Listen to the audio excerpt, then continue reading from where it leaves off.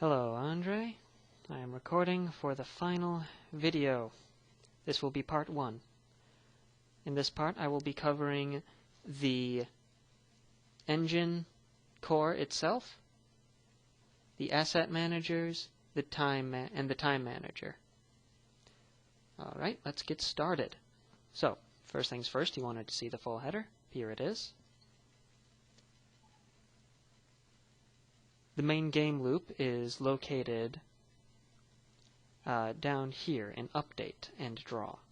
So these are called by the Azul engine, or the Azul core, I suppose, since this is the engine.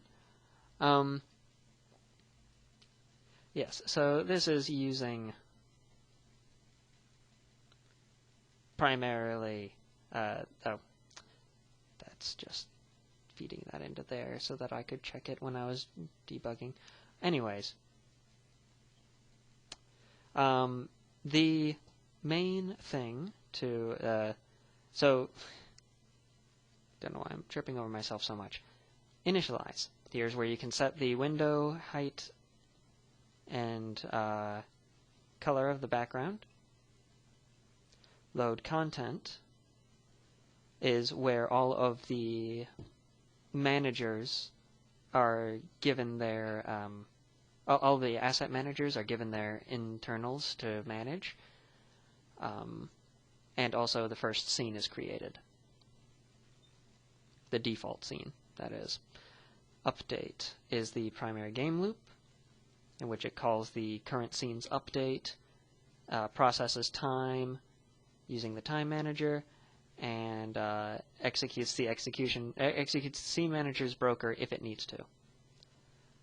Current scene draw will just call current scene's draw function, which I will get into when we cover scenes. Down here is unload content. All singletons, all of the manager singletons, are deleted here, and it can be tested. And so, I suppose now would also be a wonderful time to show off my game. Okay, so here it is. Very simple. As you can see, that down there is the enemy tank, and he is lazily following me and firing bullets. I can fire my own bullets, and I have lives down there. So, that's all there really is to show to that. But what I wanted to show is here. Look, indeed. All of the deletes have been hit. Anyways, that's all for the circle. That's all for the engine itself. For some documentation on it. Oop. Went a bit too far back, my bad.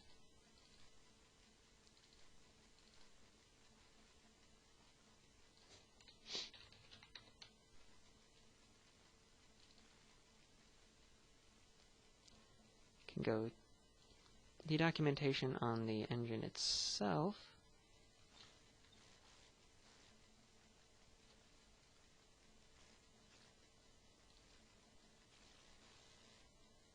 Rather bare bones, it mainly only talks to itself. Alright. Moving on to the next topic, the asset managers. All of these are singletons, as I will demonstrate. Here you can see their instance pointers. Here you can see they all contain the same thing. A unordered map consisting of a string for easy user input and a pointer to their relevant form. So in this case it's an image. So it's an image map. It contains a map of images.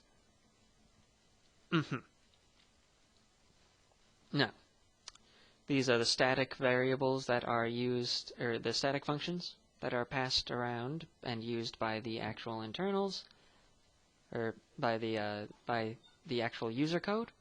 Here are the internals. All vary on the up and up.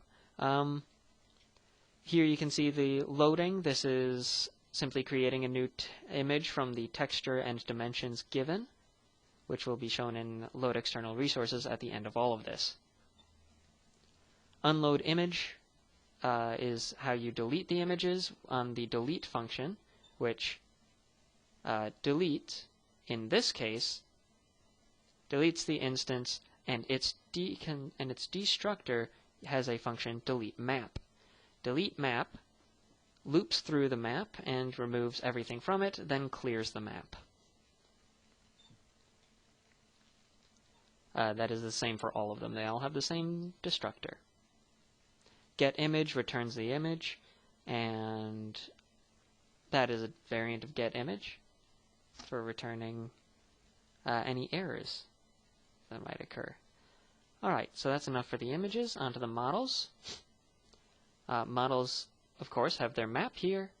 Here's their instance. These are their internals. Here are their static externals.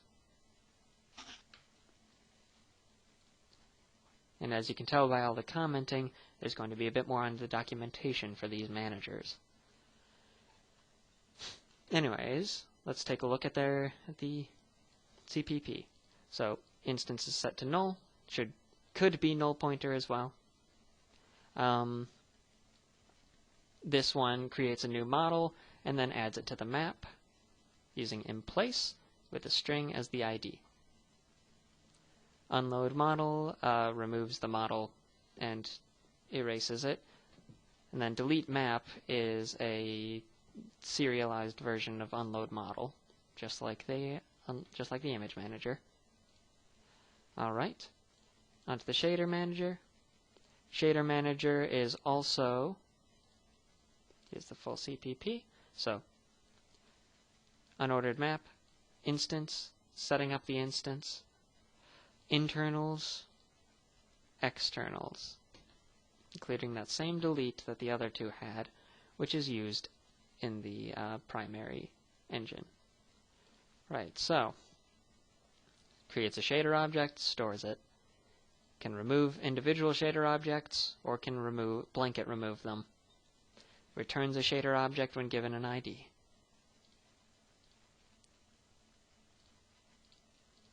Texture manager. Unordered map of string and texture. Instance.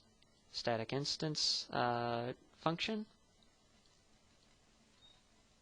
Internals. Static externals. Creates a texture and adds it to the map. Can remove individual parts from the map. Loops through the map to remove everything. Returns a texture. Texture pointer. That better specify that. All of those are pointers, not the actual things. It's not duplicating. Anyways, here is load external resources. You give it a name, you give it a string you want to be able to access it by later, and then you give it the location. The location defaults to the asset folder. So if you don't put it in the asset folder, you have to have it look in the correct location. You need to specify that location. Alright, so that's it for the asset managers. Let's take a quick look at the documentation for the asset managers. So, first up would be the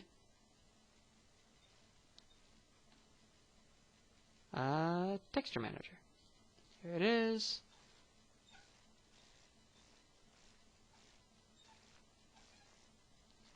So it gives you a brief overview of the texture manager.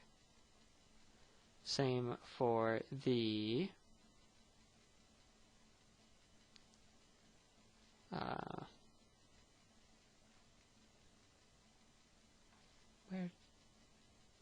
sorry, I'm losing sight of them in all these.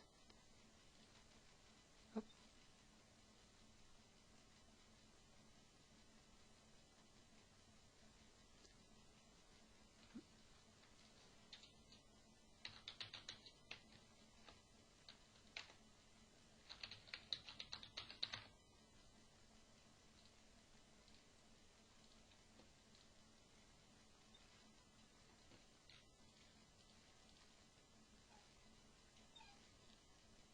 Well,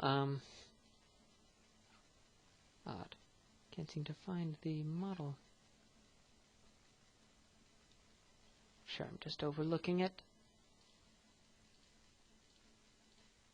Anyways, let's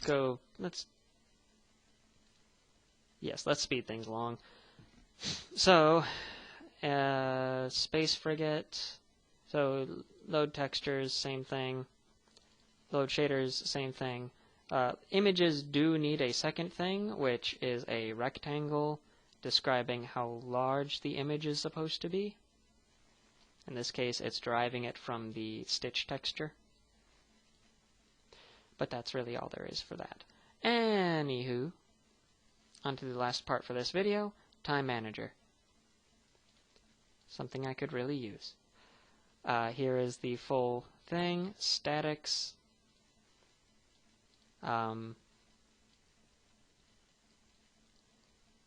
internals. It has an instance pointer. It's fairly simple. The Time Manager is just used for retrieving time. And when time is frozen, it will account for that by using the freeze time that you had given us.